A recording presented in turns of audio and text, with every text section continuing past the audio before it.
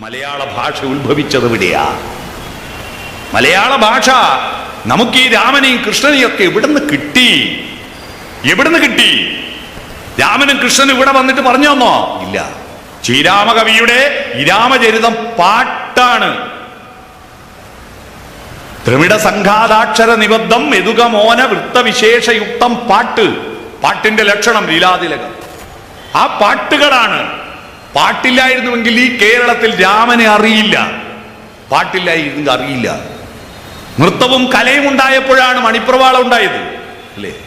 ഈ പാട്ടുകളിൽ പാടി നൃത്തം ചെയ്തപ്പോഴാണ് സംസ്കൃത ഭാഷ. ഇവിടെയുള്ള തമിഴ്, നമ്മളെല്ലാം ഇവിടെ തമിഴാ, പഴന്തമിഴായിരുന്നല്ലോ. ഇവിടെ അറിയില്ല.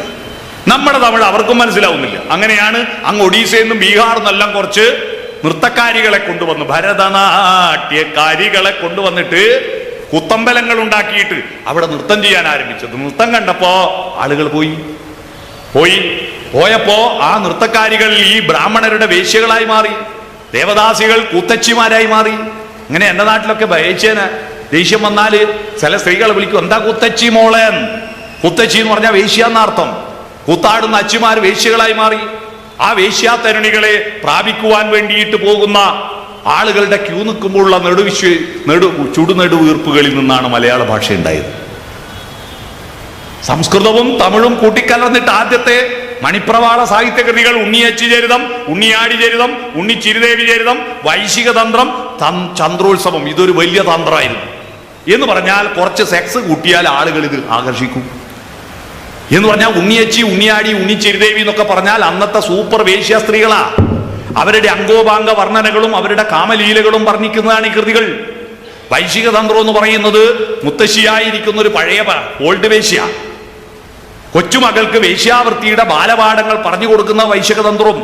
ചന്ദ്രോത്സവം ഗന്ധർവനും ഒരു ദേവദാസി സ്ത്രീയും തമ്മിലുള്ള കാമലീലകളുടെ വർണ്ണനയാണ്. ഇത് കാണുമ്പോ എങ്ങനെയും പഠിക്കണം തോന്നുമല്ലോ. അനുഭവമുണ്ട്. ഞാൻ ഇതിനെപ്പറ്റി പറഞ്ഞിട്ട് ഇത് സ്കൂളൊന്നും പഠിപ്പിക്കൂലല്ലോ. കാരണം ഇത് സംഭവം സർട്ടിഫിക്കറ്റ് ആണ്. അതുകൊണ്ട് സ്കൂൾ പഠിപ്പിക്കൂല, കോളേജിൽ നിന്ന് പഠിപ്പിക്കും.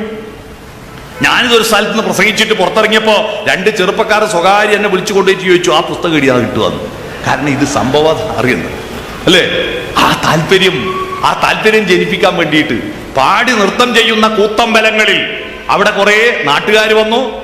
ഇവരും കൂടി വന്നപ്പോ അവിടെ ചേർന്നിട്ട് കണ്ടിട്ടും കേട്ടിട്ടുമാണ് ഒരു വെങ്കല ഭാഷയുണ്ടായത്. മണി സംസ്കൃതം രത്നം, പ്രവാളം പവിഴം. മണിപ്രവാളം സംസ്കൃത ഭാഷയും ഇവിടുത്തെ കേരള ഭാഷ. കേരളമൊന്നും ഇല്ല അന്ന്.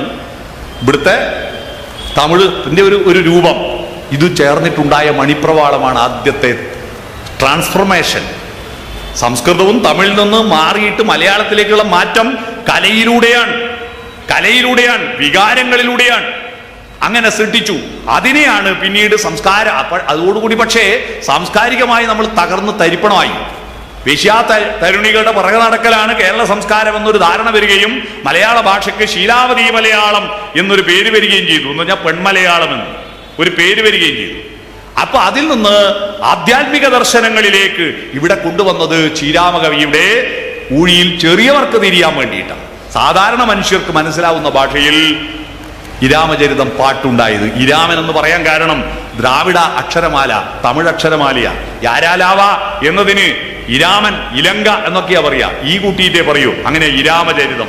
ശ്രീരാമൻ ശാഷാസാഹ എന്ന സംസ്കൃത അക്ഷരമാലയില്ലാത്തതുകൊണ്ടാണ് ശ്രീരാമൻ എന്ന് പറയുന്നത്. ശ്രീരാമന് ശ്രീരാമൻ എന്ന് പേര് വന്നത്. അങ്ങനെ ശ്രീരാമകവിയുടെ ഇരാമചരിതം പാട്ട്.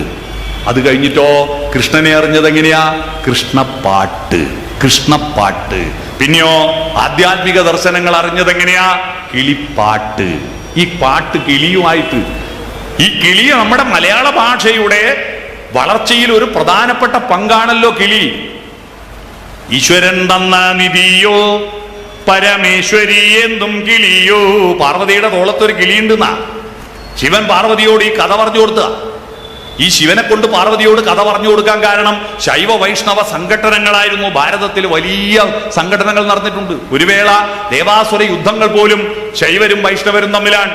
കാരണം രാവണൻ ഉഗ്രൻ ശൈവനാ.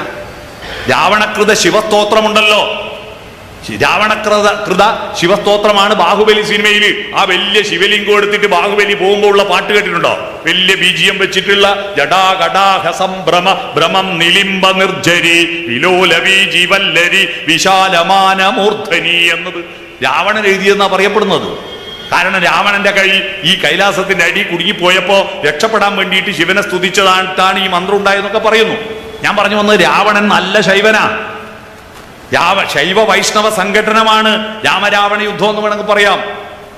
അപ്പോ ഈ സംഘടനത്തെ സമന്വയിക്കാൻ വേണ്ടിയിട്ടാണ് വൈഷ്ണവ കഥയായിരിക്കുന്ന രാമായണത്തെ ഉമാമഹേശ്വര സംവാദമാക്കി കൊണ്ടുവന്നത്. ഇവര് സമന്വയം ഉണ്ടാക്കാനാണ്. അത് ശിവൻ പറഞ്ഞ കഥയാണ്. ഇപ്പൊ നമ്മള് ദിലീപിന്റെ സിനിമയാവട്ടെ, പൃഥ്വിരാജിന്റെ സിനിമയാവട്ടെ, ആദ്യം തന്നെ മോഹൻലാൽ, താങ്ക്സ് ടു മോഹൻലാൽ എന്ന് കാണിക്കുന്നതിനാ, മോഹൻലാലിന്റെ ഫാൻസിനെ ആകർഷിക്കാൻ വേണ്ടി. അതുപോലെയാണ് ഉമാമഹേശ്വര സംവാദം ഉണ്ടാക്കിയിട്ട് ശൈവരും വായിക്കട്ടെ എന്ന് കരുതിയിട്ടാണ് അങ്ങനെ ഉണ്ടാക്കിയത്. ശൈവരും വായിക്കട്ടെ, അങ്ങനെ വായിച്ചു. അപ്പൊ ശിവ അങ്ങനെയാണ് ഈ കിളി കേട്ടത്. കിളി തുഞ്ചൻ പറമ്പിൽ വന്നിട്ട് എഴുത്തച്ഛനോട് പറഞ്ഞു, എഴുത്തച്ഛൻ കേട്ടിട്ട് നമ്മളോട് പറഞ്ഞു 4 റിപ്പോർട്ടർ സ്പീച്ചാണ്. 4 റിപ്പോർട്ടർ സ്പീച്ചാണ് രാമായണം അല്ലേ?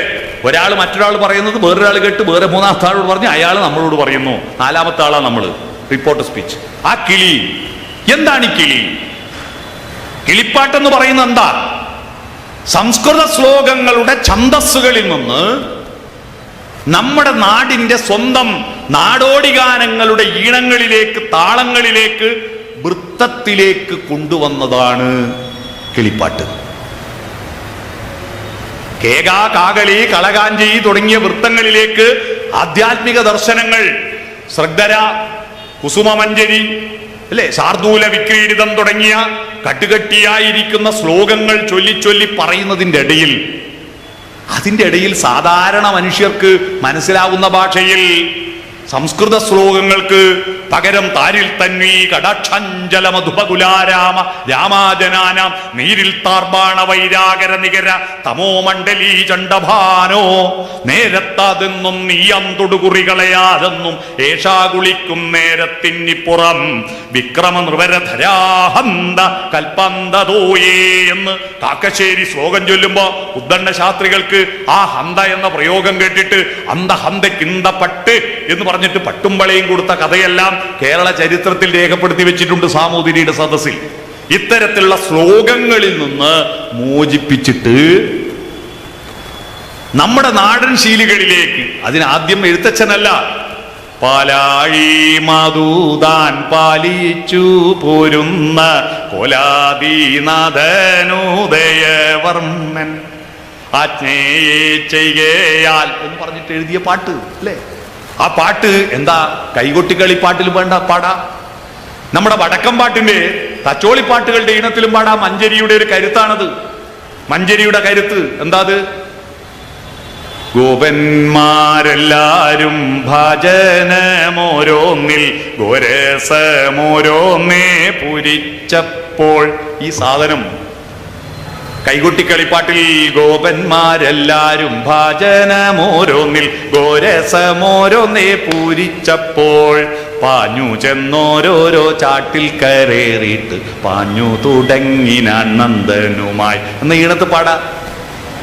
ഇനി പൂമാതേ പൊന്നമ്മ പാട്ടേട്ടാലേ എന്ന പോലെ ഗോപന്മാരെല്ലാരും ഭാജനമോ ഓരോന്നിൽ ഗോരസമോരോന്നേ പൂരിച്ചപ്പോൾ പാഞ്ഞു ചെന്നോരോരോ ചാട്ടിൽ കരേറിയിട്ട് പാഞ്ഞു തുടങ്ങിനാൻ നന്ദനുമായി. വടക്കം പാട്ടിന്റെ ഈണത്തിൽ പാടാം. ഗോപന്മാരെല്ലാരും ഭാജനമോരോന്നിൽ ഗോരസമോരോന്നേ പൂരിച്ചപ്പോൾ പാഞ്ഞു ചെന്നോരോരോ ചാട്ടിൽ കരേറിയിട്ട് പാഞ്ഞു തുടങ്ങി. ഇങ്ങനെയും പാടാം. 9 ഈണത്തിൽ പാടാം മഞ്ചരി. 9 ഈണത്തിൽ. ആ ഈണത്തിന്റെ സാധ്യതകൾ പദ്യം. എന്തിനാ പദ്യം? പദങ്ങളെ ലയിപ്പിക്കുന്ന പ്രക്രിയയാണ് പദ്യം എന്ന് പറഞ്ഞാൽ. കാവ്യം ശ്രാവ്യമാണല്ലോ, ചെവി കൊണ്ട് കേൾക്കേണ്ടത് കൂടിയല്ലേ? ചെവി കൊണ്ട് കേൾക്കേണ്ടത് കൂടിയാണ്. കുടജാദ്രിയിൽ കുടികൊള്ളും മഹേശ്വരി ഗുണദായിനി എന്ന് പാടിയ മൂകാംബിക പാഞ്ഞു കുന്നുകയറും. കുടജാദ്രിയിൽ കുടികൊള്ളും മഹേശ്വരി ഗുണദായിനി സർവശുഭകാരിണി എന്ന് പാടുമ്പോ നാദാത്മികേ മൂകാംബിക ഡൗൺലോഡ് ആവും. നാദം വേണം. നാദം ഇല്ലെങ്കിൽ ദൈവം ഇറങ്ങി വരില്ല. അതുകൊണ്ടാണ് എല്ലാ പൂജകളും മന്ത്രങ്ങളല്ലേ. മന്ത്രങ്ങളില്ലാതെ ഏതെങ്കിലും ദൈവമുണ്ടോ? മന്ത്രങ്ങളിലൂടെയാണ് എല്ലാ ദൈവങ്ങളെയും ഉണർത്തുന്നതും ആവാഹിക്കുന്നതും മന്ത്രങ്ങളിലൂടെയാണ്. മന്ത്രം എന്ന് പറഞ്ഞാൽ എന്താ? മന്ത്രം എന്ന് പറഞ്ഞാൽ ചെവിയിൽ ആനന്ദമുണ്ടാക്കുന്ന വിധത്തിൽ രസകരമായ ശബ്ദമാണ്. മന്ത്രിക്കും അല്ലേ? മന്ത്രിമാർക്ക് തന്ത്രിയെന്നും അല്ല, മന്ത്രം അറിയുന്നാക്ക് തന്ത്രിയെന്നും തന്ത്രം അറിയുന്നാക്ക് മന്ത്രി എന്നും പേര് വന്ന എങ്ങനെയാണെന്നൊരു ചോദ്യമുണ്ട്. മന്ത്രം അറിയുന്നവരെ തന്ത്രി എന്ന് വിളിക്കും, തന്ത്രം അറിയുന്നവരെ മന്ത്രി എന്ന് വിളിക്കും. ഈ മന്ത്രി എന്ന് പറഞ്ഞാൽ രാജാവിന്റെ ചെവിയിൽ രാജതന്ത്രങ്ങൾ മന്ത്രിച്ചു കൊടുക്കുന്നതുകൊണ്ടാണ് മന്ത്രി എന്ന് പേര് വന്നത്. തന്ത്രി എന്ന് പേര് വന്നത് ദൈവത്തെ ഇറക്കിക്കൊണ്ടുവരാൻ, ഡൗൺലോഡ് ആക്കാൻ ചില തന്ത്രങ്ങളുണ്ട്, ചില ആംഗ്യങ്ങളുണ്ട്, ചില മന്ത്രങ്ങളുണ്ട്. ആ തന്ത്രങ്ങൾ അറിയുന്നതുകൊണ്ടാണ് തന്ത്രി എന്ന് പേര് വന്നത്. അപ്പൊ മന്ത്രം ഒരു പ്രധാന ഘടകമാണ്. ആരാവിൽ നീ എന്നോടോദിയ, അല്ലെ? എത്ര മനോഹരമായിട്ടാണ് ആരാവിൽ ചന്തങ്കമ്പുഴയുടെ വരികൾ. നീ എന്നോടോദിയ രഹസ്യങ്ങൾ, ആ കാതിൽ മന്ത്രിച്ചിരിക്കുന്ന മന്ത്രങ്ങളെ പറ്റി എത്ര മനോഹരമായിട്ടാണ് പറയുന്നത്. ചങ്ങമ്പുഴയുടെ കൃതികളെല്ലാം തന്നെ നമ്മുടെ നാടൻ ശീലികൾ, നമ്മുടെ നാടൻ വൃത്തങ്ങൾ, ആ വൃത്തങ്ങളെല്ലാം കിളിപ്പാട്ടാണ്. അതാണ് കിളിയുടെ പാട്ട്. ആനന്ദകരമായ ഈണത്തിൽ അവതരിപ്പിച്ചതുകൊണ്ടാണ് കിളിപ്പാട്ടെന്ന് പറയാൻ കാരണം. അല്ലാതെ കിളി അങ്ങന്ന് സ്വർഗത്തുനിന്ന് ഇവിടെ പറന്നു വന്നിട്ട് പറഞ്ഞു എന്നല്ല. പിന്നെ ഐതിഹ്യങ്ങളാണ്. വേറൊരു ഐതിഹ്യമുള്ളത്, ഈ വാഗ്വൈഖരിക്ക് കണ്ണുകൊള്ളുന്നവർ, കണ്ണ് തൊട്ടുകൊള്ളുക എന്ന് പറയുന്ന ഒരു അല്ലേ, കണ്ണേറ് തട്ടിയൻ കാൽമുടന്തി എണ്ണയിൽ തൊന്നിങ്ങൊഴിഞ്ഞതായോ എന്ന ആവണിപ്പാടത്തിലെ ONV-യുടെ വരികൾ ഓർമ്മയില്ലേ? ഈ കണ്ണേറ് തട്ടാതിരിക്കാൻ വേണ്ടിയാണ് കെട്ടിടം ഉണ്ടാക്കുമ്പോ അല്ലെ 50 കോടി കെട്ടിടം ഉണ്ടാക്കുമ്പോൾ അതിന്റെ സുരക്ഷ ആരാ ഉണ്ടാക്കുന്നത്? 500 രൂപ ഏതോ കൂടോത്രക്കാരന് കൊടുത്തിട്ട് ഓൻ വരച്ചിട്ടാക്കിയ ആ ചിത്രത്തുമലാണ് ഇതിന്റെ സുരക്ഷ. 50 കോടിന്റെ ബിൽഡിങ്ങിന്റെ സുരക്ഷ. തോന്നൽ എഴുതി വെക്കുന്ന നാട്ടില്ലേ, അതല്ലേ വാഴത്തോട്ടത്തിൽ കോലം വെക്കുന്ന നാട്ടില്ലേ? ആദ്യം നോക്കുന്നത് ഈ കോലത്തിനായിരിക്കും. അപ്പൊ കോലത്തിന് കൊണ്ടോട്ടെ എന്നാണ്. അതാണ് ഇത് ഭയന്നിട്ട് കിളിയെ കൊണ്ട് പാട്ട് പാടിച്ചാൽ എഴുത്തച്ഛനൊന്നും പറ്റൂലല്ലോ. കൊള്ളുന്നത് കിളിക്കായിക്കോട്ടെ.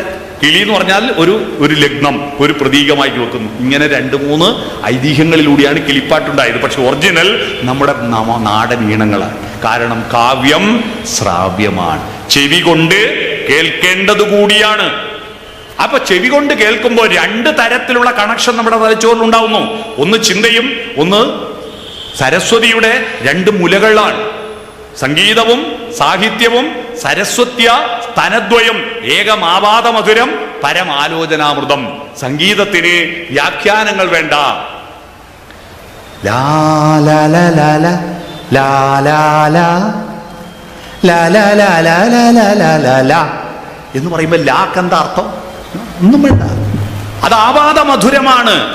അതുകൊണ്ടാണ് ലായും ഈ മധ്യമാക്ഷരങ്ങൾ അമ്മമാര് ഈ ഭാഷാശാസ്ത്രവും ഫോണറ്റിക്സും സ്വനശാസ്ത്രവും ഒക്കെ ഉണ്ടാകുന്നതിന് മുമ്പ് നമ്മുടെ നാട്ടിലെ അമ്മമാരാണ് ആദ്യത്തെ ഫോണറ്റിക്സ് പഠിപ്പിച്ചവർ.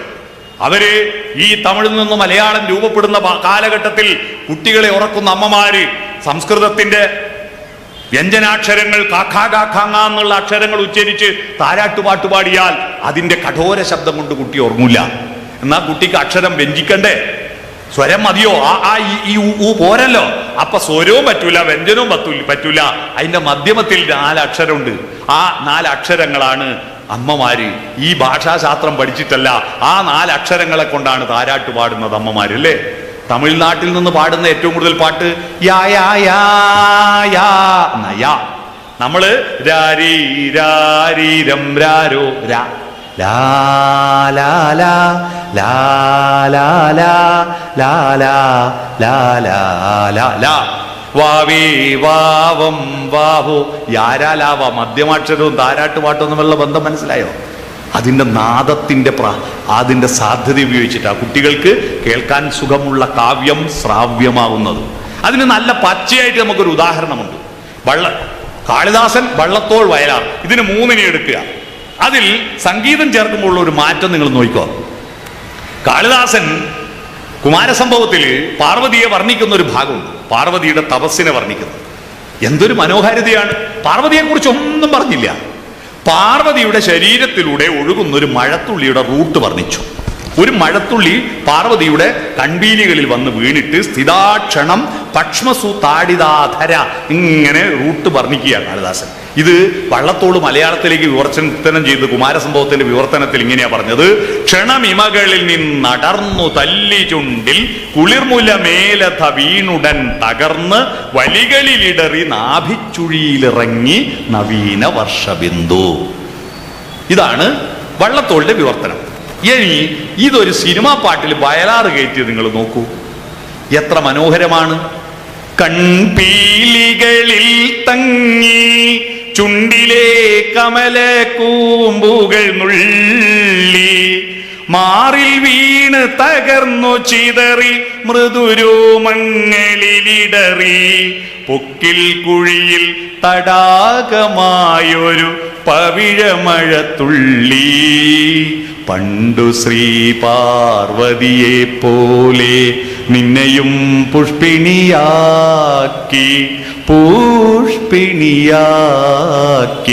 പനി നീർമഴ പൂമഴ തേന്മഴ എന്ന പാട്ടിൽ ഈ സാധനത്തെ കയറ്റി നോക്കൂ. നമുക്ക് ഏതാക്ക പെട്ടെന്ന് ഡയറക്റ്റ് ആയിട്ട് നമുക്ക് ആസ്വദിക്കാൻ പറ്റിയത്. മറ്റത് ഇരുന്ന് ചിന്തിക്കുന്ന വേറെ ഒരു പണിയില്ലാത്തവർ വള്ളത്തോളും. നമ്മൾ സാധാരണ മനുഷ്യർക്ക് ഈ സാധനം ആ കാളിദാസന്റെ പാർവതിയെ നമുക്ക് ശബ്ദത്തിൽ ചാലിച്ചിട്ട് യേശുദാസിന്റെ നാദവും കലർത്തിയിട്ട് നമുക്ക് തന്നില്ലേ? ഇവിടെയാണ് നാദത്തിന്റെ സംഗീതത്തിന്റെ പ്രസക്തി. കവിതയ്ക്കൊരു താളമുണ്ട്. ആ താളമാണ് വൃത്തം എന്ന് പറയുന്നത്. ആ താളം എന്ന് പറയുന്നത് കട്ടക്കട്ടായി എന്ന് പറഞ്ഞിട്ട് നമ്മുടെ ഒരു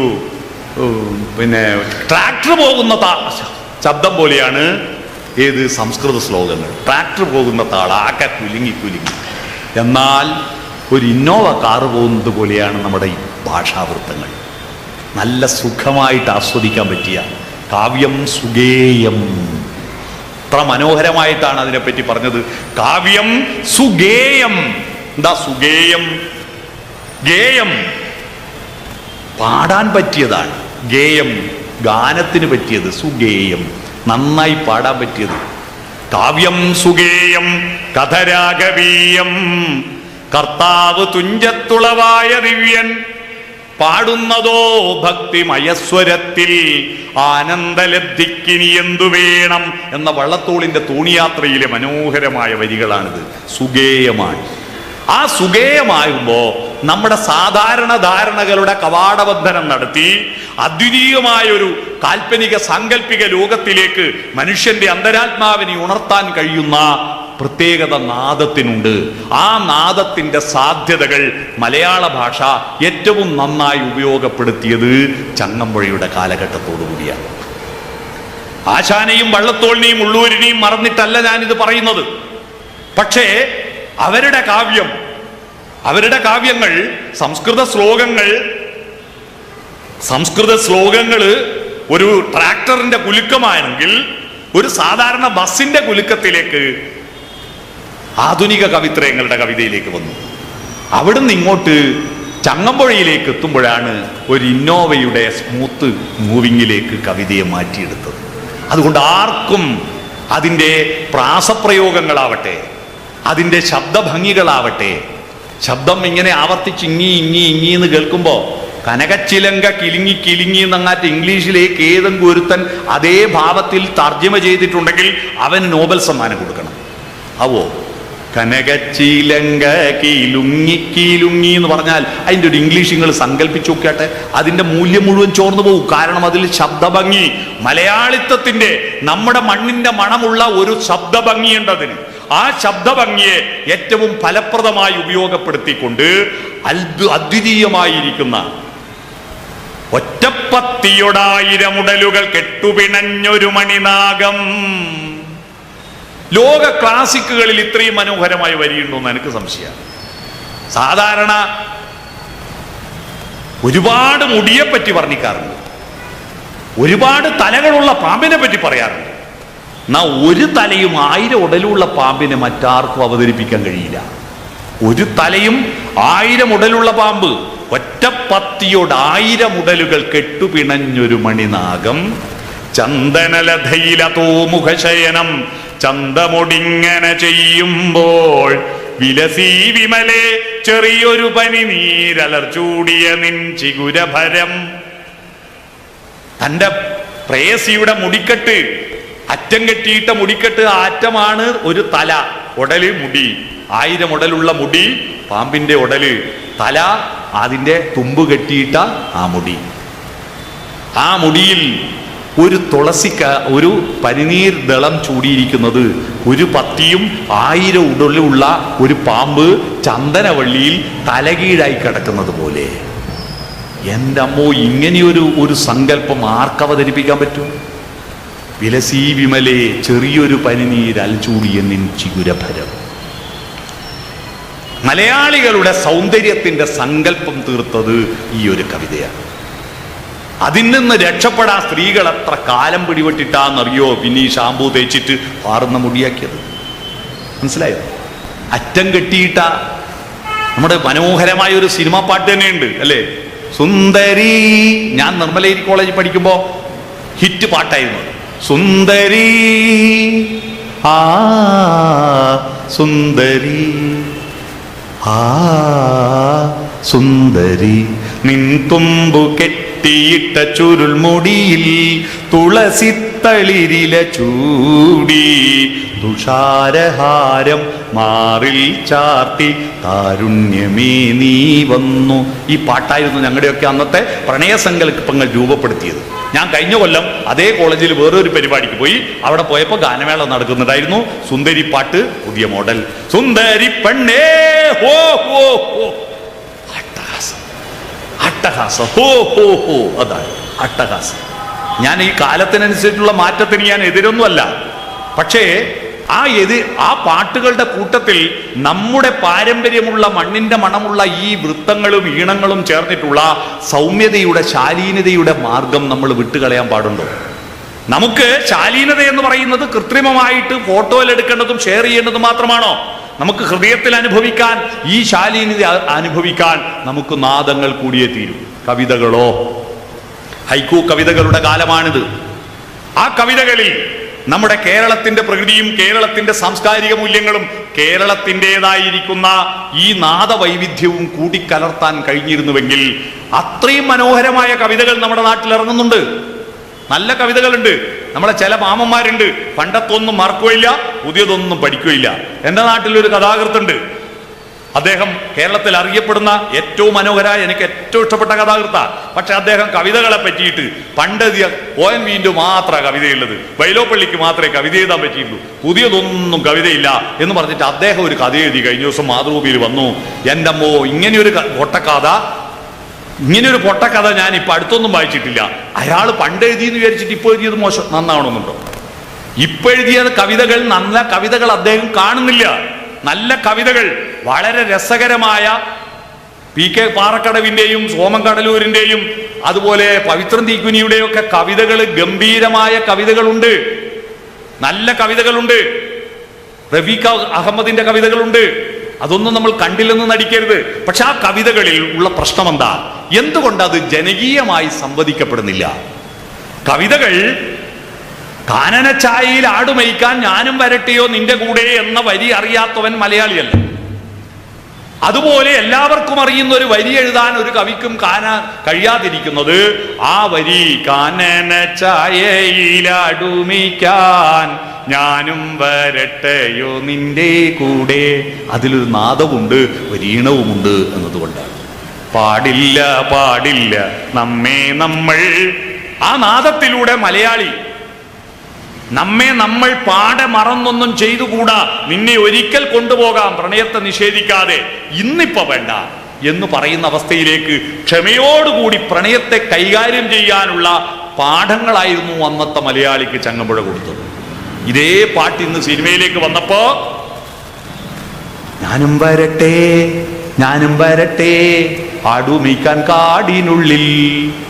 അടുത്തതാ ഒരു പുന്നാരേ, ഒരു പുന്നാരേ എന്നാൽ പ്രണയം കാമമായി അത്യാർത്ഥിയായിട്ട് എത്രയും പെട്ടെന്ന് പ്രണയം അതിൻ്റെ സ്വാഭാവികമായ പരിസമാപ്തിയിലേക്ക് പോകാനുള്ള പ്രണയം കഴിയുന്നത് വരെയുള്ള രസമാണല്ലോ പ്രണയം.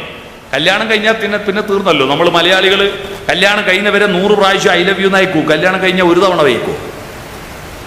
വിവാഹം കഴിഞ്ഞാൽ ഭാര്യ ഭർത്താവിനോടും ഭർത്താവ് ഭാര്യയോടും ഐ ലവ് യു എന്നോ ഐ ലൈക്ക് യു എന്നോ പറയുന്ന സ്വഭാവം നമുക്കില്ല. പിന്നെ എന്ത് പുരോഗമനവാദമാണ് നമ്മുടെ ഇടയിൽ? എന്താ കല്യാണം കഴിഞ്ഞാൽ ഐ ലവ് യു പറയാത്തതെന്ന് ഞാൻ കഴിഞ്ഞ ദിവസം കുന്നംകുളത്ത് ഇതുപോലൊരു പരിപാടി പ്രസംഗിക്കുമ്പോൾ ചോദിച്ചപ്പോൾ ഒരാൾ എഴുന്നേറ്റ് എന്ന് പറയുന്നത് എന്താണെന്നറിയോ? വിവാഹത്തിന് ശേഷം എന്താ ഐ ലവ് യു പറയാത്തതെന്നറിയോ? എന്താ, ഇലക്ഷൻ കഴിഞ്ഞാൽ പിന്നെ പ്രചരണം വേണ്ടല്ലോ എന്നാ പറഞ്ഞു. അപ്പൊ ഇലക്ഷന് വേണ്ടിയിട്ടുള്ള ഈ പ്രചരണമാണ് ഐ ലവ് യു എന്ന് ധരിച്ചു വെച്ചിരിക്കുന്നല്ലേ, അല്ലേ? ഇലക്ഷന് വേണ്ടിയിട്ട് മാത്രമുള്ള തട്ടിപ്പാണിത്. അപ്പോ ഇപ്പോ അതിന്റെ സ്വാഭാവികമായ പ്രണയത്തിന്റെ പരിസമാപ്തിയിലേക്ക് രണ്ടാത്മാക്കൾ ഇണചേരുന്ന ആ മനോഹരമായ ദിവ്യമായ അവസ്ഥയാണ് പ്രണയം എന്നതിൽ നിന്ന് മാറിയിട്ട് ഇപ്പോ എത്രയും പെട്ടെന്ന് രതിമൂർച്ഛയിൽ എത്തിച്ചേർക്കലാണ് പ്രണയമെന്ന് ധരിച്ചു പോയതാണ്. പുതിയ പാട്ടിൽ പറയുന്നു, പോരൂ പുന്നാരേ, പോരൂ പുന്നാരേ. പാടില്ല, കാത്തു നിൽക്കാം എന്നല്ല, ഇപ്പൊ തന്നെ പോവാ, സ്പെഷ്യൽ പിടിക്കാം, റൂം എടുക്കാം, എന്നിട്ട് പ്രണയിക്കുന്നു, റൂം എടുക്കുന്നു, 4 ദിവസം കൊണ്ട് ഒന്നിക്ക് കൊല്ലുന്നു, പിരിഞ്ഞു പോകുന്നു. പ്രണയവിവാഹങ്ങൾ നല്ലതാണ്, പക്ഷേ ദുരന്തത്തിലേക്ക് പോകുന്നു. നമ്മുടെ ഇപ്പൊ അടുത്ത കാലത്ത് ഞാൻ എടുത്ത പ്രണയവിവാഹങ്ങളിൽ ഒരു സർവേ നടത്തി നോക്കുമ്പോൾ അതൊന്നും പ്രണയമായിരുന്നില്ല, കാമമായിരുന്നു. കാരണം ആ പ്രണയത്തിൽ മാംസമേ ഉള്ളൂ, നാദമില്ല, കവിതയില്ല. പ്രണയത്തിൽ നാദവും കവിതയും വേണ്ടേ? പ്രണയത്തിൽ നാദവും കവിതയും വേണ്ടേ? ആ നാദവും കവിതയും ഇല്ലാത്തത് കൊണ്ടാണ് കാമുകി വേറിയെടുത്തന് ഓനെ തേച്ചു പോയാ കുത്തി കൊല്ലുന്നു, ഇല്ലേ? എത്രയാണ് കൊലപാതകങ്ങൾ! ആസിഡ് ബൾബ് എറിയുന്നു, ആസിഡ് ഒഴിക്കുന്നു. കാരണം അവൻ പ്രേമിച്ചത് അവരുടെ ആത്മാവിനെയല്ല, ആരെയും ഭാവഗായകനാക്കും ആത്മസൗന്ദര്യമാണു നീ എന്നൊരു കാമുകൻ ഇന്ന് പാടുന്നില്ല. ആത്മാവിന്റെ സൗന്ദര്യത്തെ പ്രേമിക്കുന്നില്ല. പിന്നെന്താ പ്രേമിക്കുന്നത്? നിന്റെ ലിപ്സ്റ്റിക് ഇട്ട ചുണ്ടുകളെ, നിന്റെ റോസ് പൗഡർ ഇട്ട കവിളുകളെ, നിന്റെ ഷാമ്പൂ പൂശിയ മുടിയെ, നിന്റെ തൊടപുറത്ത് കാണുന്ന ജീൻസിനെയാണ് ഞാൻ പ്രേമിക്കുന്നത്, അല്ലേ? അതിനെയാണ് എനിക്ക് പ്രേമം. ഉപരിപ്ലവമായി ശരീരത്തെ മാത്രം പ്രേമിക്കുന്നു. അതുകൊണ്ട് തന്നെ ആ പ്രേമം, ആ ശരീരം മറ്റൊരാൾ കൊണ്ടുപോകുമ്പോ ആ ശരീരത്തെ നശിപ്പിക്കാൻ കത്തിയുമായിട്ട് പോകുന്നു, ആസിഡുമായി പോകുന്നു, പെട്രോൾ ഒഴിച്ച് തീ കൊളുത്തുന്നു. കാരണം പ്രണയം മാംസനിബദ്ധമാകുന്നു. ധ്രുവമിഹ മാംസനിബദ്ധമല്ല രാഗം എന്ന് അവൻ അസ്ഥിശേഷനാണ് ആര്? മദനൻ. എന്നിട്ടും അവൻ അവളെ ആഞ്ഞു നോക്കി നിന്നു. കാരണം ധ്രുവമിഹ മാംസനിബദ്ധമല്ല രാഗം. ശരീരത്തിൽ കുടികൊള്ളുന്നതല്ല, നാദത്തിലും സ്വപ്നത്തിലും ഈണത്തിലും കുടികൊള്ളുന്നതാണ് പ്രണയം. ആ പ്രണയത്തെ കവിതയിലേക്ക് ചാലിച്ചതായിരുന്നു ചങ്ങമ്പുഴ. അതാണ് ഇന്ന് അതില്ലാത്തത് കൊണ്ട് ആത്മസൗന്ദര്യത്തെ കാണുന്നില്ല. പിന്നെ എന്ത് സൗന്ദര്യ? ബാഹ്യ സൗന്ദര്യത്തെ കാണുന്നു. അതുകൊണ്ട് ബാഹ്യ സൗന്ദര്യത്തെ നശിപ്പിക്കുന്നു. പണ്ട് ആ ശരീരം മറ്റൊരാൾ കല്യാണം കഴിച്ചു പോയാൽ, അന്ന് പ്രണയം പറയാനായിട്ട് എത്ര കാത്തു നിൽക്കണം. ഞങ്ങൾക്ക് 10ാം ക്ലാസ്സിൽ പ്രേമം മുട്ടിടുന്ന കാലം 10ാം ക്ലാസ്സിലായി, ഇപ്പൊ 5ാം ക്ലാസ്സിലായി. കാരണം ഹോർമോൺ മാറിയല്ലോ. അന്ന് ഞങ്ങൾക്ക് ചക്കക്കുരും വെള്ളരിക്കൊണ്ട് കറി വെച്ചതിനെ കൊണ്ട് എന്ത് ഹോർമോൺ ഉണ്ടാവാനാ? ഇന്ന് എത്രയോ മാംസം, എത്രയോ നല്ല ഹോർമോൺ ഉണ്ട്. അതുകൊണ്ട് വളരെ നേരത്തെ പെൺകുട്ടികൾ ഋതുമതികളാകുന്നുണ്ട്, ആൺകുട്ടികൾക്ക് പ്രണയക്കുരു പൊന്തുന്നുണ്ട്. അതുകൊണ്ട് അന്ന് ഞങ്ങൾ 10ാം ക്ലാസ്സിലെത്തുമ്പോൾ ആരാദ്യം പറയും എന്ന് വിചാരിച്ചിട്ട് ഒന്നും മിണ്ടിയില്ല. അവസാനം സെൻഡ് ഓഫ് ആയ ദിവസമാണ് ആകെ സങ്കടപ്പെട്ടിട്ട് ഓട്ടോഗ്രാഫിൽ കരയെ മറന്നാലും കടലിനെ മറന്നാലും ഞാൻ നിന്നെ മറക്കൂല എന്ന് എഴുതി കൊടുത്ത് 2 ബൈക്ക് പോയി. അന്ന് ഫോണില്ല, ഫേസ്ബുക്കില്ല, വാട്സപ്പില്ല, പിന്നെ ഒരു വിവരമില്ല. കല്യാണം കഴിഞ്ഞ് പോയി. ഇപ്പോ ഫേസ്ബുക്കും വാട്സപ്പെല്ലാം ഉണ്ടായി. മക്കളായതിനു ശേഷം ആ ചരക്കൽ എവിടെയുണ്ട് അന്വേഷിച്ച് പുറപ്പെട്ടിരിക്കുക. പൂർവ്വ വിദ്യാർത്ഥി സംഗമങ്ങളാണ്, അല്ലെ? എല്ലായിടത്തും പൂർവ്വ വിദ്യാർത്ഥി സംഗമങ്ങളാണ്. ഇത് തെറ്റല്ല, നല്ല കാര്യം കേട്ടോ. പൂർവ്വ വിദ്യാർത്ഥി സംഗമങ്ങൾ നടക്കുന്നത് നല്ല കാര്യമാണ്. ആ പൂർവ്വ വിദ്യാർത്ഥി സംഗമത്തിൽ പങ്കെടുത്തവർക്ക് ആയുസ് കൂടുന്നുണ്ടെന്നാ പറയുന്നത്. ആരെങ്കിലും കൂടെ ഉണ്ടെന്നൊരു ചിന്തയുണ്ടാവുമല്ലോ, അപ്പൊ ഒരു വികാസം ഉണ്ടാകും. മനസ്സിന് ഒരു പ്രതീക്ഷയുണ്ടാവും, സങ്കടങ്ങളിൽ നിന്ന് മോചനമുണ്ടാകും. അന്ന് കാമുകി വേറെ ഒരുത്തന്റെ കൂടെ കല്യാണം കഴിഞ്ഞ് പോയാലും ദൂരെ നിന്ന് കാമുകൻ അവന് കത്തിയെടുത്ത് കുത്താനല്ല, മംഗളം നേരുമായിരുന്നു അല്ലേ. അലിഞ്ഞു ചേർന്നതിൻ ശേഷമൻ ജീവനെ പിരിഞ്ഞു പോയി നീ എങ്കിലും എന്നും മംഗളം നേരുന്നു ഞാൻ എന്ന് പാടുന്ന കാമുകൻ. ഇന്ന് ഞാൻ ആസിഡ് ബൾബ് എറിയുന്നു ഞാൻ എന്ന് പറയുന്ന കാമുകൻ. നിനക്ക് മക്കളില്ലാണ്ടായി പോട്ടെ എന്ന് ശപിക്കുക കാമുകന്മാര്, മക്കളില്ലാണ്ടായി പോട്ടെ. എന്നാൽ അന്നോ നിനക്കൊരുപാട് മക്കൾ ഉണ്ടാവട്ടെ. ആ പുണ്യദാമ്പത്യ വർണ്ണ വല്ലരിയിൽ ആനന്ദമുകുളങ്ങൾ ജനിക്കട്ടെ ജനിക്കട്ടെ എന്ന് പാടുന്ന കാമുകൻ. കാരണം മാംസനിബദ്ധമല്ലായിരുന്നു അന്നത്തെ ജീവിത നിബദ്ധമായിരുന്നു. ആ ജീവിതം ഗാനമായിരുന്നു. ആ ജീവിതത്തിന്റെ ഗാനം സംഗീതമീ ജീവിതം, ഒരു മധുര സംഗീതമീ ജീവിതം, ഒരു മധുര സംഗീതമീ ജീവിതം. ആ ജീവിതത്തിൽ ആരാഗത്തിൽ ലേശം അനുരാഗം വേണം, ആരോമലാളൊന്ന് തേറ്റുപാടേണം. അതാണ് ആ സംഗീതമായിരുന്നു ജീവിതം. ജീവിതം കൃഷിയും പോലും ജീവിതമായിരുന്നു. ഏറ്റവും മികച്ച കുട്ടി കർഷകൻ അവാർഡ് കിട്ടി എൻ്റെ നാട്ടിലൊരു കുട്ടിക്ക്. ആ കുട്ടിയുടെ സ്വീകരണ സമ്മേളനത്തിൽ പ്രസംഗിക്കാൻ ഞാൻ പോയപ്പോ ഞാൻ കേട്ട ഏറ്റവും മനോഹരമായ പ്രസംഗം ആ കുട്ടിയുടെ മറുപടി പ്രസംഗമായിരുന്നു. ആ കുട്ടി പറഞ്ഞു, എൻ്റെ അപ്പൂപ്പൻ എപ്പോഴും ഒരു പാട്ട് പാടാറുണ്ട് വീട്ടിൽ നിന്ന്. ആ പാട്ട് കേട്ടിട്ടാണ് ഞാൻ കൃഷിയിലേക്ക് ഇറങ്ങിയത്. ഞാൻ പറഞ്ഞു, മോനെ പാട്ട് പാടും.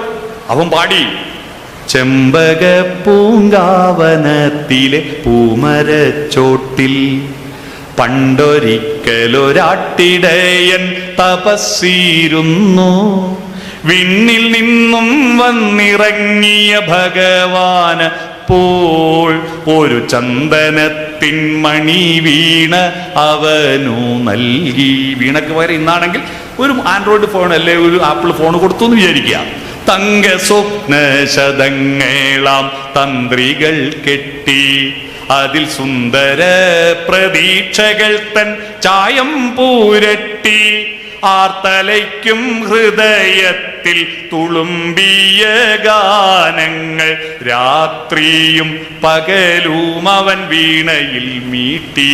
രാത്രിയും പകലും മീട്ടലല്ലേ ഇപ്പോ സംഭവം, ഇതാണെന്നേ ഉള്ളൂ. ആ മധുര സംഗീതത്തിൻ ലഹരിയാലെ സ്വന്തം ഭൂമി ദേവിയെ പാവം മറന്നുപോയി. ശ്യാമളമാം ഭൂമിയാകെ പാഴ്മരുവായി മാറിപ്പോയി. പാവമപ്പോൾ പശിയാലെ പാട്ടു നിർത്തി. വിശന്നപ്പ പാട്ട് നിർത്തി. കാത്തു നിൽക്കും വയലിൽ തൻ കലപ്പയൂന്നി സ്വന്തം വേർപ്പു കൊണ്ടു വിതയ്ക്കുവാൻ അവനിറങ്ങി. എന്നുമെന്നും സമൃദ്ധിതൻ പൊന്മണികൾ വിളയിക്കാൻ മന്നിതിൻ്റെ മകനായിട്ടവനിറങ്ങി. ആ പാട്ട് കേട്ടിട്ടാണ് ഞാൻ കൃഷിയിലേക്ക്. ഇനിയാണ് നമ്മുടെ കേരളത്തിന്റെ തനത് പാരമ്പര്യത്തിലേക്ക് വരുന്നത്. ഈ അധ്വാനം പാട്ടും പാടി ഇരുന്നാ പോരാ, കൃഷി ചെയ്യണല്ലോ. ഈ കൃഷിയെയും പാട്ടിനെയും കൂട്ടിച്ചേർത്തുകൊണ്ടാണ് താളമുണ്ടായത്. ശ്രദ്ധിക്കണം, കൃഷിയും നമ്മൾ സംസ്കൃതത്തിൽ ആര്യന്മാർ താണ്ഡവത്തിൽ നിന്ന് താ, ലാസ്യത്തിൽ നിന്ന് ലാ, താളം അങ്ങനെ ഉണ്ടായി എന്നൊക്കെ നമുക്ക് വ്യാഖ്യാനിക്കാം. പക്ഷേ ഞാൻ താളം കണ്ടത് നാട്ടി നടുന്ന, ഇവിടെ പറയോ നാട്ടി, ഞാറ് പൊരിച്ചിട്ട് നാട്ടി, കൊടി നാട്ടി എന്ന് പറയും പോലെ നാട്ടി പൊരിച്ചു നടുന്ന പ്രക്രിയയിലെ അതിന് ഞങ്ങളുടെ നാട്ടി എന്ന് പറയാം. അതിന് പാടുന്നൊരു പാട്ടുണ്ട്, നാട്ടിപ്പാട്ട്. ആ നാട്ടിപ്പാട്ട് എന്താ, എന്തിനാണിത് പാടുന്നത്? ഇതെല്ലാവരും ഒരേ ലെവലിൽ നടണം. അല്ലാതെ ഒരാൾ സ്പീഡ് കൂട്ടിയിട്ടും ഒരാൾ സ്പീഡ് കുറച്ചിട്ടും നട്ടാൽ എന്താ കുഴപ്പമെന്നറിയോ? ഇന്ത്യന്റെ ഭൂപടം വരച്ച പോലെ ആയിരിക്കും. കുറെ ആളങ്ങ് മേലെ, കുറെ ആളങ്ങ് ബംഗ്ലാദേശിലുണ്ടാവും, കുറെ ആളങ്ങ് ഗുജറാത്തിലുണ്ടാവും, കുറെ ആളങ്ങ് കന്യാകുമാരിയിലുണ്ടാവും. ലെവല് ഒത്തുവരില്ലല്ലോ. അതിനു പകരം കൈതേരിയടമ്പാണേ കുഞ്ഞിക്കണ്ണൻ, കൈതേരിയടമ്പാണേ കുഞ്ഞിക്കണ്ണൻ, പടിഞ്ഞിറ്റ പഞ്ചാര കട്ടുമ്മേല്, പടിഞ്ഞിറ്റ പഞ്ചാര കട്ടുമ്മേല്, ലച്ചുവിന്റെ കൈയും പിടിച്ച് കണ്ണൻ, ലച്ചുവിന്റെ കൈയും പിടിച്ച് കണ്ണൻ എന്ന് പറഞ്ഞിട്ട് നാട്ടിപ്പാട്ട്. ഇതെന്തിനായി പാടുന്നത്? കൈതേരിയ ഡംബാണേ എന്ന് പറയുമ്പോഴാണ് ഒന്ന് ഊന്നുക. കൈതേരിയ ഡംബാണേ, അപ്പൊ എല്ലാരും അന്നേരം ഊന്നി, ലെവലായോ? പടിഞ്ഞിട്ട പഞ്ചാര അടുത്ത ഊന്നി, തെച്ചുവിന്റെ കയ്യും പേടി. ഈ താളമൊപ്പിക്കാനാണ് കൃഷിപ്പാട്ടുകൾ ഉണ്ടായത്. കൃഷിപ്പാട്ടുകൾ ഉണ്ടാവുന്നു. ആ പാട്ടുകൾ ഒരേ ലെവലിൽ ഒത്തുവെച്ചിട്ട് പാടുന്നു. ഒന്ന് താളമൊപ്പിക്കാൻ, രണ്ടാമത് വികാരങ്ങളുടെ വിരേചനം നടത്താൻ പാട്ടുകൾ ഉണ്ടായിരുന്നു. പണിയെടുത്ത് തളർന്നു വരുമ്പോ തമ്പുരാന്റെ വീട്ടിൽ, ജമ്മിയുടെ വീട്ടിൽ പോയാൽ ഒരു പാത്രത്തിൽ വെള്ളം പോലും തരാത്ത തമ്പുരാന്റെ സങ്കടമാണ്. 100 കാതോം വഴി നടന്ന് തൊണ്ട പൊട്ടി വന്ന നേരോ ഒരടക്കാ തോട് വെട്ടി തണ്ണിതായോ തമ്പ്രാക്കളെ. ഒരടക്കേന്റെ തോട്ടിൽ, പാത്രത്തിൽ വേണ്ട, ഒരടക്കയുടെ തോട്ടിൽ വെള്ളം താ. അപ്പൊ തമ്പുരാൻ പറയാ, തണ്ണി താണ്ടേ കെട്ടിൻ്റെ അകത്ത്, പാള താണ്ടേ കങ്ങുമേല്, കാരി താണ്ടേ തൊണ്ടുമേല്, കോരിക്കുടി കോരിക്കുടി. പാത്രം തരൂല, വെള്ളം തരൂല. തണ്ണി കിണറ്റിലുണ്ട്, ആ തണ്ണി കോരണമെങ്കിൽ പാള വേണം. കവുങ്ങിന്റെ പാള പൊളിച്ച് കോട്ടിയിട്ട് അതിന് കെട്ടാൻ കയറോ, തൊണ്ട് തല്ലി കയറ് വിരിച്ചിട്ട് ആ കയറ് കൊണ്ട് പാളയിൽ കെട്ടിയിട്ട് കോരി കുടിച്ച് അപ്പോഴേക്ക് ഇവൻ ദാഹിച്ച് ചത്തുപോയാലും ഒരടക്കയുടെ തോട്ടിൽ കൊള്ളുന്ന വെള്ളം കൊടുക്കാത്ത ആ നിഷേധത്തിന്റെ, മനുഷ്യാവകാശ നിഷേധത്തിനെതിരെയുള്ള പ്രതിരോധം അവന് പാടാൻ മാത്രം അല്ലേ? പാടുകയല്ലാതെ നമുക്കെന്താ മാർഗം മോളെ എന്നാണ് നാടൻപാട്ട് പറയുന്നത്. നമുക്ക് പാടാതിരുന്നാലേ പട്ടിണി മാറുമോ എന്ന് പറഞ്ഞിട്ട് നമുക്ക് പാടിക്കൊണ്ടിരിക്കുക. ഒരു പണിയപ്പാട്ടുണ്ട്, കുട്ടീനെ ഉറക്കുന്ന പുള്ളയെ, പുള്ളയെ എന്നാ പറയാ കുട്ടിയെ, പുള്ളയെ. ഉറങ്ങുറങ്ങ് പുള്ളി നീ ഉറങ്ങേ, ഉണരാതെ പുള്ളി നീ ഉറങ്ങ്, നീ ഉറങ്ങ്. അച്ഛനിപ്പോ മലയിൽ കൊത്തി കൊത്തിച്ചാവും, അമ്മയിപ്പോ വയലിൽ നട്ട് നട്ട് ചാവും, നീ ഉറങ്ങ്. ആരോട് പറയാൻ? ആത്മാവിഷ്കാരം, സങ്കടങ്ങളുടെ ആവിഷ്കാരമായിട്ടാണ് നമ്മുടെ നാടൻ പാട്ടുകൾ വന്നത്. ആ നാടൻ പാട്ടുകളുടെ ഈണങ്ങളും ശീലുകളുമാണ് പിന്നെ അതിനെ പ്രൗഢമായിരിക്കുന്ന സാഹിത്യത്തിലേക്ക് ചേർത്തുകൊണ്ട് കേരളക്കരയിൽ ഒരുപാട് കവികൾ വന്നു. ആ കവികളുടെ കൂട്ടത്തിൽ ആ നാടോടി ഈണങ്ങളും ഗൗരവതരമായ പ്രണയസങ്കല്പങ്ങളും ഗൗരവതരമായ ഫിലോസഫിയും കൂട്ടിച്ചേർത്തിട്ടൊരു വസന്തം സൃഷ്ടിച്ചതാണ് 19-20 നൂറ്റാണ്ടിന്റെ ആദ്യ ദശകങ്ങളിൽ ചങ്ങമ്പുഴയുടെയും ഇടപ്പള്ളിയുടെയും അതുപോലെ വൈലോപ്പള്ളി ശ്രീധരമേനോന്റെയും തുടർന്ന് വന്ന പി ഭാസ്കരനും ONV കുറുപ്പും വയലാറും അടങ്ങുന്ന ഒരു പ്രത്യേക വിഭാഗത്തിന്റെ കവിതകളുടെ കാൽപ്പനിക വസന്തമുണ്ടാക്കിയത്. ആ കാൽപ്പനിക വസന്തകാലത്ത് പണിയെടുക്കുന്ന സ്ത്രീകൾ മാത്രമല്ല, വീടി വെറുപ്പുകാരായ തൊഴിലാളികൾ മാത്രമല്ല, കച്ചവടക്കാരും എല്ലാവരും കവിത ചൊല്ലാറുണ്ടായിരുന്നു. എന്നാൽ ഇപ്പോ നമ്മുടെ വീടുകളിൽ നിന്ന് കവിത ഈണങ്ങൾ നഷ്ടപ്പെട്ടു പോയി, ടെറിബിൾ സൗണ്ടിലേക്ക് ചുരുങ്ങുമ്പോ സാംസ്കാരിക ചുതിയിലേക്ക് പോകുന്നില്ലേ? നമ്മുടെ കേരളം സാംസ്കാരിക ചുതിയിലേക്ക് എന്ന് പറഞ്ഞാൽ പുസ്തകങ്ങളുടെ അച്ചടി വർദ്ധിക്കുന്നു. ഒരുപാട് പുസ്തകങ്ങൾ അച്ചടിക്കുന്നുണ്ട്. പക്ഷേ പല വായനശാലകളിലും അലമാരകൾക്കുള്ളിൽ അന്ത്യവിശ്രമം കൊള്ളുന്നു. പുസ്തകം അന്ത്യവിശ്രമം കൊള്ളുന്നു. പ്രത്യേകിച്ച് സർക്കാർ ഉദ്യോഗസ്ഥന്മാരും മാഷന്മാരും. എല്ലാവരും അല്ലേ? നാളെ മാഷന്മാർ എനിക്ക് കേസ് കൊടുക്കണ്ട. എല്ലാവരും അല്ല, മഹാഭൂരിപക്ഷം മാഷന്മാരും സർക്കാർ ഉദ്യോഗസ്ഥന്മാരും IT വിദഗ്ധന്മാരും ഒന്നും വായിക്കാത്ത, ഒരു കവിത ചൊല്ലാത്ത നിർഗുണ പരബ്രഹ്മങ്ങളായി മാറുന്നു. നിർഗുണ പരബ്രഹ്മങ്ങളായി മാറുന്നു. ഇത് മനുഷ്യത്വത്തിൽ നിന്ന് മൃഗീയതയിലേക്ക് ഭാവിയിൽ കേരളത്തിൽ അതിഭീകരമായ മനുഷ്യത്വരാഹിത്യത്തിലേക്ക് നയിക്കുമെന്ന കാര്യത്തിൽ തർക്കമില്ല. അതുകൊണ്ട് നമുക്ക് ചങ്ങമ്പുഴയെയും വൈലോപ്പള്ളിയെയും ആശാനെയും ഉള്ളൂരിനെയും വള്ളത്തോളിനെയും വയലാറിനെയും പാട്ടുകളെയും ഒക്കെ തിരിച്ചു പിടിക്കാം. പുതിയ കവിതകളെ ചേർത്ത് പിടിക്കാം. നമുക്ക് പാടാം, നമുക്കൊന്നിച്ചു പാടാം. വീടുകൾ പാട്ടിന്റെ അരങ്ങായി മാറാൻ പറ്റുമോ? വീടുകളിൽ സോഫ്റ്റനായ നാദമുണ്ടാക്കാൻ പറ്റുമോ? നിങ്ങളുടെ വീട്ടിൽ കുടുംബ സദസ്സുകൾ സോഫ്റ്റനായ നാദത്തിന്റെ ഇടങ്ങളാവണം. എങ്ങനെയാണ് സോഫ്റ്റനാക്കേണ്ടത്?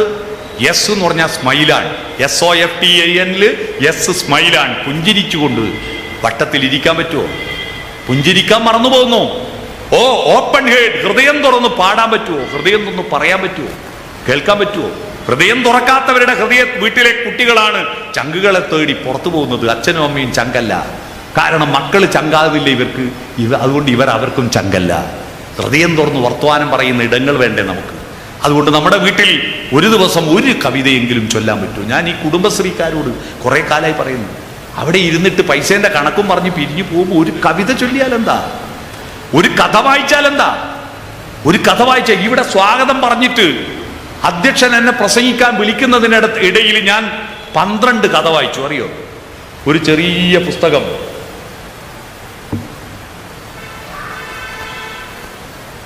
ഗിന്നസ് ബുക്കിൽ പേര് വന്ന ഹൈക്കു കഥകൾ സത്താർ ആദു എഴുതിയ ഒരു കൊച്ചു പുസ്തകമാണിത്. എനിക്കിപ്പോൾ ഇവിടെ വന്നപ്പോൾ തന്നതാ. അതിൽ 12 കഥകൾ, രസകരമായ കഥകൾ ഞാൻ വായിച്ചു. രസകരമായ കഥകൾ. നമ്മൾ ഈ വാട്സപ്പ് കഥകൾ കണ്ട് നമ്മുടെ വായനയുടെ ശീലം എന്തോ വഴിതെറ്റി പോവുക. കാരണം അതിൽ സ്ഥിരം ഒരേ മോഡൽ കഥകളാണ് എഴുതുന്നത്. നമ്മൾ പുസ്തകങ്ങളിലേക്ക് പോകണം, കവിതകൾ വായിക്കണം, ഹൃദയം തുറക്കും, ഓപ്പൺ ഹേഡ്. അഹന്ത വേണ്ട, ഫോർവേഡ് ലീൻ, ഫോർവേഡ് ലീൻ. നമ്മൾ മനുഷ്യത്വത്തിലേക്ക് കുനിയണം, മുന്നോട്ട് കുനിയാൻ പഠിക്കൂ. നമ്മൾ താഴാൻ പഠിക്കൂ. മരങ്ങൾ താഴുന്നു ഫലാഗമത്തിനാൽ. മാങ്ങ കൂടുമ്പോൾ വൃക്ഷക്കൊമ്പ് മേലോട്ട് ഉയരുന്നില്ലല്ലോ, പിന്നെ നമ്മൾ എന്തിന് മുന്നോട്ട് കുനിയാതെ നിൽക്കുന്നു? ഫോർവേഡ് ലീൻ, ടച്ച്, തൊടണം. പുസ്തകത്തിൽ തൊടണം, അച്ഛനെ തൊടണം, അമ്മയെ തൊടണം, മക്കളെ തൊടണം, അപ്പൂപ്പനെ തൊടണം. നമ്മുടെ ത്വക്ക് ആരും മൈൻഡ് ചെയ്യുന്നില്ല. ഇപ്പോൾ കണ്ണും മൂക്കും കാതും നാവും മാത്രം പരിഗണിക്കുന്ന ഒരു ലോകം. ത്വക്കിനെ ക്ഷയിക്കാനില്ല, കെട്ടിപ്പിടുത്തില്ല. വാത്സല്യം എന്ന വാക്കിന്റെ അർത്ഥം കുട്ടികൾ ധരിച്ചിരിക്കുന്നത് കിൻഡർ ജോയി, അൽഫാം, ഡയറി മിൽക്ക്, കിറ്റ്കാറ്റ് ആണ് വാത്സല്യമെന്ന്. വത്സം എന്ന വാക്ക് നെഞ്ച് എന്നാണ് അർത്ഥം. നെഞ്ചോട് ചേർത്ത് പിടിക്കുക എന്നതാണ് വാത്സല്യം. അതുകൊണ്ട് ടച്ച്, തൊടണം. ഭാര്യയും ഭർത്താവും തൊടണം, അടുത്തിരുന്നിട്ട് തൊടണം. മക്കളുടെ മുന്നിൽ അച്ഛനും അമ്മയും പ്രേമിക്കുന്നത് കാണുന്ന കുട്ടികൾക്ക് നല്ല മനസ്സുണ്ടാവും എന്നാ പറയുന്നത്. അച്ഛനും അമ്മയും പ്രേമിക്കണം. പ്രേമം ഒരു വൃത്തികെട്ട പരിപാടിയല്ല എന്ന് മരണം വരെ പ്രേമിക്കണം. ടച്ച്, ഈ ഐ കോണ്ടാക്ട്, കണ്ണിൽ നോക്കണം. കണ്ണല്ലേ നമ്മുടെ പേഴ്സണാലിറ്റി. വിമാനത്താവളത്തിൽ കണ്ണിന്റെ ഫോട്ടോ എടുത്തിട്ട് അങ്ങോട്ട് കയറ്റൂ. കണ്ണിന്റെ വലുപ്പം നോക്കിയിട്ടല്ലേ നമുക്ക്. എൻ്റെ നാട്ടിലല്ല പേരിട്ടത്, അക്ഷി എന്ന പേര് ഉപയോഗിച്ചിട്ട്. അംബുജാക്ഷൻ അംബുജാക്ഷി, കമലാക്ഷൻ കമലാക്ഷി, പങ്കജാക്ഷൻ പങ്കജാക്ഷി, മീനാക്ഷി, മീനിനെ പോലെ പടക്കുന്ന കണ്ണുകൾ. എൻ്റെ നാട്ടിൽ ഏറ്റവും കൂടുതലുള്ള പേര് വിശാലാക്ഷി എന്നാണ്. വിശാലമായ കണ്ണുള്ളവൾ. വിശാലമായ കണ്ണ് സ്ത്രീകൾക്ക് സൗന്ദര്യമാണെന്ന പണ്ടേയുള്ള സങ്കല്പം. അതുകൊണ്ട് ആ പെണ്ണുങ്ങളെ വിശാലാക്ഷി. പക്ഷെ ചെറിയ കണ്ണാണ് ആണുങ്ങളെ സൗന്ദര്യം പോലും. അതുകൊണ്ട് ആണുങ്ങളെ കുഞ്ഞിക്കണ്ണെന്നും വിളിച്ചു. മനസ്സിലായോ? കുഞ്ഞിക്കണ്ണൻ. ഇതാണ് ആ കണ്ണിന്റെ വലുപ്പം. കഴിഞ്ഞ കൊല്ലം, ഞാൻ പറയുമ്പോൾ ആരും തെറ്റിദ്ധരിക്കേണ്ട, കഴിഞ്ഞ വർഷത്തെ കേരളത്തിൽ ഏറ്റവും കൂടുതൽ പത്രത്തിലും ചാനലിലും വന്ന വാർത്ത കണ്ണിന്റെ വലുപ്പവുമായി ബന്ധപ്പെട്ടതാ, അല്ലേ? മഞ്ജു വാര്യരുടെ കണ്ണിന് അല്പം വലുപ്പം കുറഞ്ഞുകൊണ്ടല്ലേ അതിലും വലിയ കണ്ണുള്ള കാവ്യ മാധവന്റെ അടുത്തേക്ക് അഭിദ്വാൻ പോയേ. ആ മഞ്ജുവോട് പറഞ്ഞു കൊടുത്തിട്ടല്ലേ പൾസർ ഉപദ്രവിച്ചത്? ആ കാര്യത്തിന്റെ പേരിലല്ലേ ഹേമ കമ്മീഷൻ ഉണ്ടായത്? അതിന്റെ റിപ്പോർട്ട് പുറത്തു വന്നേരല്ലേ കേരളത്തിൽ മുഴുവൻ പല നടന്മാരുടെയും വൃത്തികേട് പുറത്തു വന്നത്, വലിയ വാർത്ത വന്നത്? ഇതെല്ലാം കണ്ണിന്റെ വിഷയ വലുപ്പ. കണ്ണിൽ നോക്കൂ, മക്കളുടെ കണ്ണിൽ നോക്കൂ, ഭാര്യയും ഭർത്താവും കണ്ണിൽ നോക്കൂ. ഇനി ഒരു കാര്യം പറയാം. മക്കളുടെ കണ്ണിൽ നോക്കാൻ അച്ഛനമ്മമാർക്ക് കഴിയാത്തതിന്റെ പേരിൽ ഇന്ത്യ കണ്ട മഹായുദ്ധം, മഹാഭാരത കഥ നമ്മളോട് പറയുന്നതാ. കുരുക്ഷേത്ര യുദ്ധത്തിന് കാരണം ധൃതരാഷ്ട്ര ജന്മനാന്തന. വിവാഹം നടത്തുമ്പോ സുബലന്റെ വിവാഹം അന്വേഷിച്ചു, സുബലന്റെ മകളെ. അന്ധനാണെന്ന് സുബലൻ മകളോട് പറഞ്ഞില്ല. കാരണം യവനന്മാരുടെ ആക്രമണം വരിക. 11 അക്ഷൗഹിണി പടയുണ്ട് ഹസ്തിനപുരത്തിൽ. ഇവരുടെ സൈന്യബലം വേണമെങ്കിൽ അവരുമായിട്ട് ബാന്ധവം വേണം. അതുകൊണ്ട് അന്ധനാണെന്ന് പറഞ്ഞാൽ ഗാന്ധാരി നിഷേധിക്കുമെന്ന് ഭയന്നിട്ട് പറഞ്ഞില്ല. വിവാഹ പന്തലിൽ കയറിയപ്പോഴാണ് ഗാന്ധാരി അറിയുന്നത് തൻ്റെ ഭർത്താവ് അന്ധനാണ്. തന്നെ പറ്റിച്ചതിൽ പ്രതിഷേധിച്ച് മന്ത്രകോടി കൊണ്ട് കണ്ണ് കെട്ടി. തൻ്റെ ഭർത്താവിന് കാണാത്ത ലോകം തനിക്കും കാണണ്ടെന്ന് പറഞ്ഞു. 100 ആൺമക്കളെ പെറ്റു.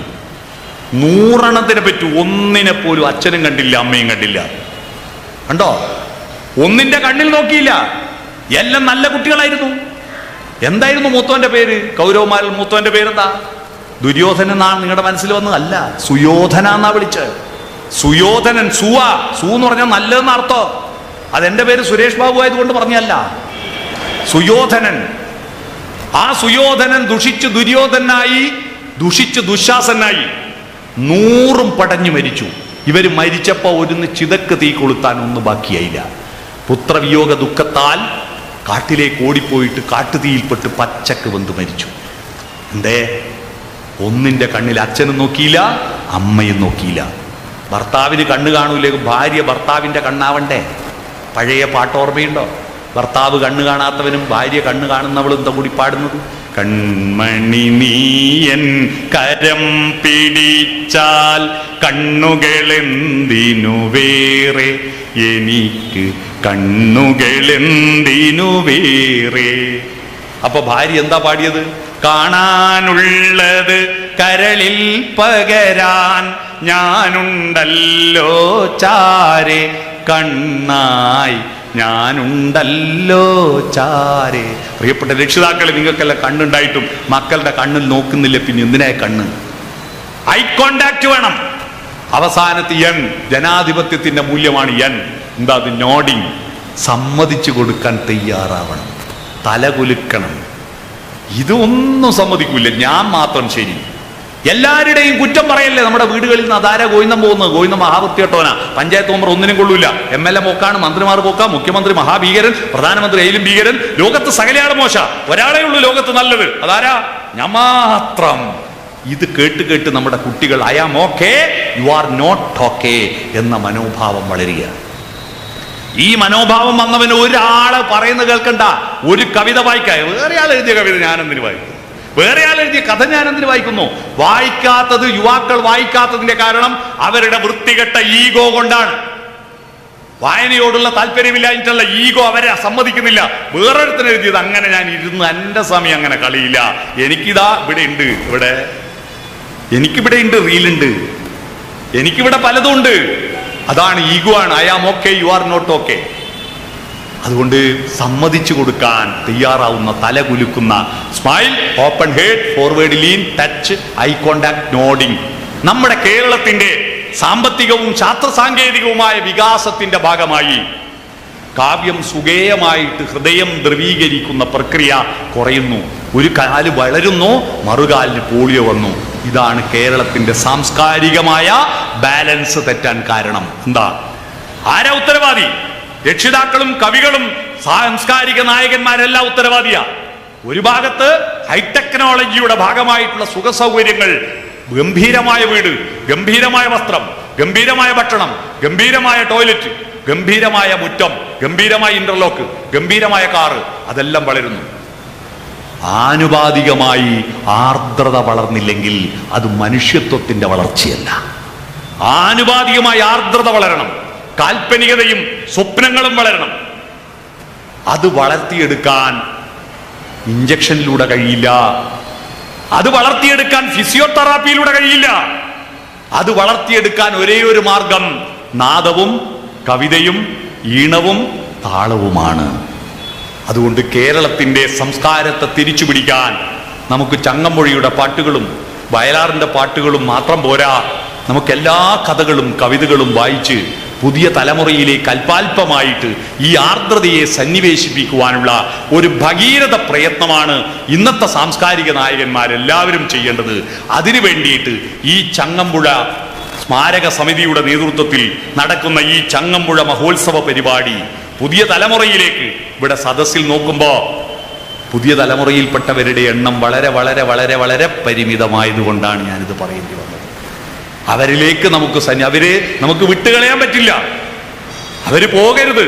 സംസ്കാരം പകർന്നു കൊടുക്കണം. ആ പകർന്നു കൊടുക്കാതെ എല്ലാം മോശമാണെന്ന് പറഞ്ഞിട്ട് അവരെ കൈവിടാതെ നമുക്ക് നല്ല വാക്കുകളിലൂടെ, നല്ല നാദത്തിലൂടെ, അവരെ പേടിപ്പിച്ചിട്ടൊന്നും അവരെടുക്കൂല. അവരെ നാദത്തിലൂടെ, ഈണത്തിലൂടെ, താളത്തിലൂടെ അവരുടെ ഹൃദയത്തിലേക്ക് കേരളത്തിന്റെ സംസ്കാരം സന്നിവേശിപ്പിക്കാൻ ഈ പ്രവർത്തനങ്ങളിലൂടെ നമുക്ക് കഴിയാൻ നിമിത്തമാവട്ടെ എന്ന് ആശംസിച്ചുകൊണ്ട്, ഇങ്ങനെ ഒരു മഹാസമ്മേളനത്തിൽ, ഇത്രയും വലിയൊരു പരിപാടിയിൽ, ഞാൻ നാട്ടിലെ ഒരു സാധാരണ മനുഷ്യനാണ്. ഞാൻ വലിയ സാഹിത്യകാരനോ സാംസ്കാരിക നായകനൊന്നുമല്ല. നമ്മൾ അത് അത്യാവശ്യം നല്ല നാട്ടുവർത്തമാനം പറയുന്ന ഒരാളാണ്. അത്തരത്തിൽ പറയുന്നവർ എന്നെ വിളിച്ച് ക്ഷണിച്ചു വരുത്തിയതിന് ഇതിന്റെ സംഘാടകരോട് നന്ദി പറയുന്നതിനേക്കാൾ എനിക്ക് ഏറ്റവും കൂടുതൽ അത്ഭുതം, കവിത എവിടെയെങ്കിലും DJ വെച്ച് തുള്ളുന്നുണ്ടെങ്കിൽ ആയിരക്കണക്കിന് ആളുകൾ സദസ്സിലുണ്ടാവും. എന്നാ സാഹിത്യത്തെ പറ്റി സംഗീതത്തെ പറ്റിയിട്ടുള്ള ചർച്ചയ്ക്ക് ഇങ്ങനെ വന്നിരിക്കുമ്പോ ഈ നഗരത്തിൽ മഹാസാഗരമാണ് നാട്യപ്രധാനം, നഗരം ദരിദ്രമല്ലെന്ന് എനിക്ക് ബോധ്യപ്പെട്ടു. ഗ്രാമത്തിൽ ഇത്ര ആളെ കിട്ടില്ല. നഗരം ദരിദ്രമല്ല, ഇവിടെ സംസ്കാരം ഏറ്റു നടക്കുന്നവരുണ്ടെന്ന് ബോധ്യമാകുന്ന ഒരു സദസ്സ്, ഇത്രയും വലിയൊരു സദസ്സ് ഇവിടെ വന്നിരുന്ന് കഴിയുന്നത് വരെ ഈ അല്പജ്ഞാനിയായ എന്നെ കേട്ടതിന് നിങ്ങൾക്ക് എല്ലാവർക്കും നന്ദി പ്രകാശിപ്പിച്ചു.